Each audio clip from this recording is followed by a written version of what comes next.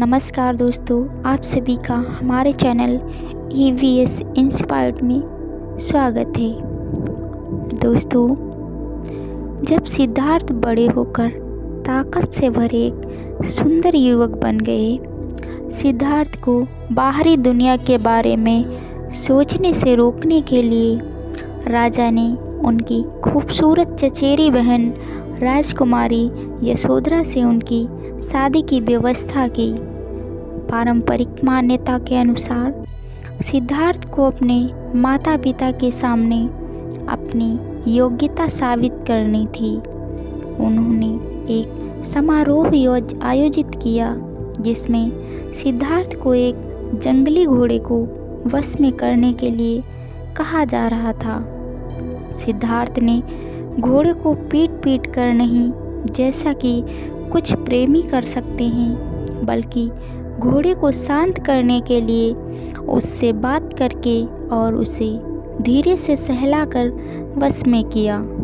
यशोधरा किसी और से नहीं बल्कि राजकुमार से ही शादी करना चाहती थी। उनकी शादी एक भव्य समारोह में हुई थी।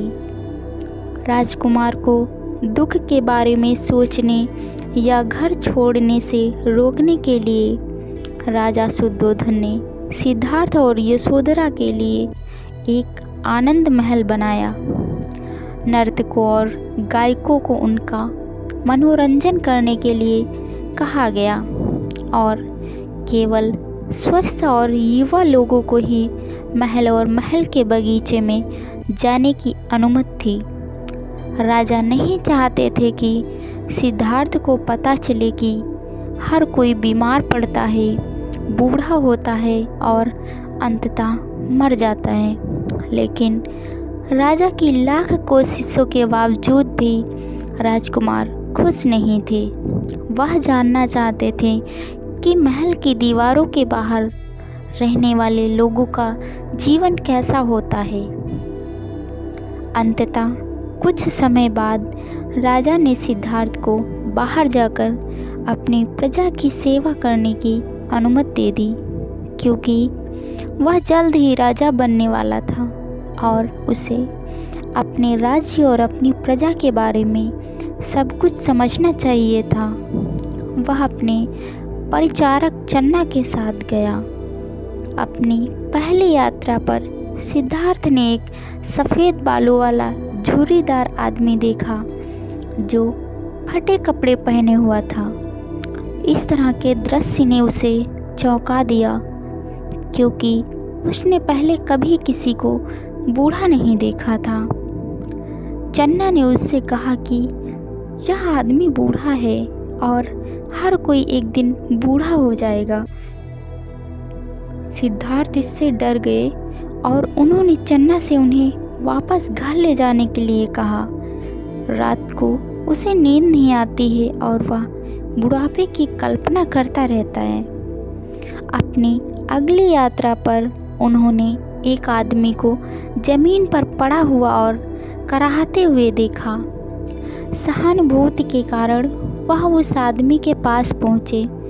चन्ना ने उन्हें सचेत किया कि वह आदमी बीमार है और हर कोई, यहाँ तक कि सिद्धार्थ या राजा जैसे महान लोग भी बीमार हो सकते हैं। तीसरी यात्रा में सिद्धार्थ और चन्ना ने 4 लोगों को एक अन्य व्यक्ति को स्ट्रेचर पर ले जाते देखा। चन्ना ने सिद्धार्थ को बताया कि यह आदमी मर गया है और उसका अंतिम संस्कार किया जा रहा है। उन्होंने यह भी कहा कि कोई भी मृत्यु से नहीं बच सकता और राजकुमार से कहा कि हर कोई एक दिन मर जाएगा। जब वे महल में लौटे तो सिद्धार्थ जो कुछ देखा उसके बारे में सोचते रहे। अंततः उन्होंने बुढ़ापे, बीमारी और मृत्यु के दुख से बाहर निकलने का रास्ता खोजने का दृढ़ निर्णय लिया। कुछ समय बाद जब राजकुमार बगीचे में घूम रहे थे, उसने पीले वस्त्र पहने एक व्यक्ति को देखा। उसने देखा कि वह आदमी बहुत शांत और खुश लग रहा था। चन्ना ने उन्हें बताया कि वह आदमी एक भिक्षु है। भिक्षु ने सांसारिक कष्टों से मुक्ति पाने के लिए अपने परिवार को छोड़ दिया है और सुखों की इच्छा को त्याग दिया है। राजकुमार को साधु की दृष्टि से प्रेरणा मिली और वह उसी तरह स्वतंत्रता की खोज के लिए घर छोड़ने की इच्छा करने लगे। एक रात जब महल में सभी लोग सो रहे थे, सिद्धार्थ ने चन्ना से अपने घोड़े कंथक को तैयार करने का अनुरोध किया। इस बीच वह उस कमरे में गए जहां यशोधरा और उनका नवजात लड़का राहुल सोए थे। वह उनके प्रति प्रेम कृपा से भर गया और उसने प्रतिज्ञा की कि वह उनसे मिलने के लिए वापस आएंगे। लेकिन सबसे पहले उन्हें यह समझना था कि सभी प्राणी कष्ट क्यों सहते हैं और यह पता लगाना था कि वे कष्ट से कैसे बच सकते हैं। रात के सन्नाटे में राजकुमार सिद्धार्थ कंथक पर चढ़ गए। चन्ना के साथ उन्होंने महल और कपिलवस्तु शहर को छोड़ दिया। वे शहर से कुछ दूरी पर एक नदी पर रुके और राजकुमार ने अपनी समृद्ध पोशाक उतार दी और एक भिक्षु की पोशाक पहन ली। फिर उसने चन्ना से घोड़े को महल में ले जाने को कहा। पहले तो चन्ना और कंथका दोनों ने वापस जाने से इनकार कर दिया, लेकिन सिद्धार्थ ने आदेश दिया कि उन्हें अकेले ही आगे बढ़ना होगा।